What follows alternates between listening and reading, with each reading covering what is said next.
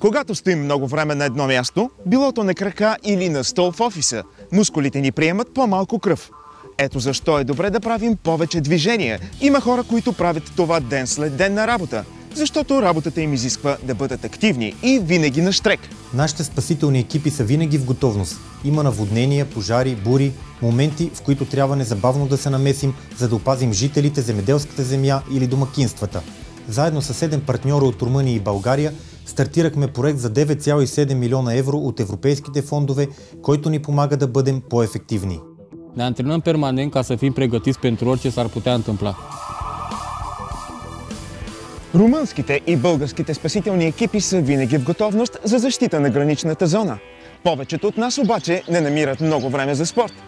Какво ще бъде, ако когато отидем на почивка, не вземем самолет, нито тръгнем с колата, а тръгнем на път с колело?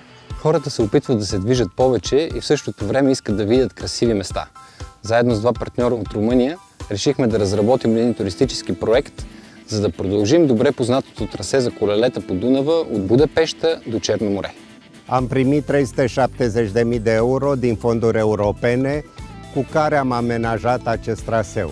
Avem mai multe puncte de informare pentru turiști și materiale promoționale, hărți, filme. Am participat la târguri de turism, ne-am întâlnit cu ghizi și agenți din turism.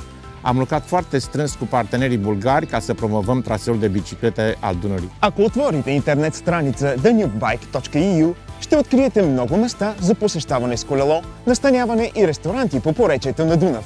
Ще се срещнем по маршрута. Общи граници, общи решения. Програма за трансгранично сътрудничество Румъния-България 2007-2013, съфинансирана от Европейския съюз чрез Европейския фонд за регионално развитие.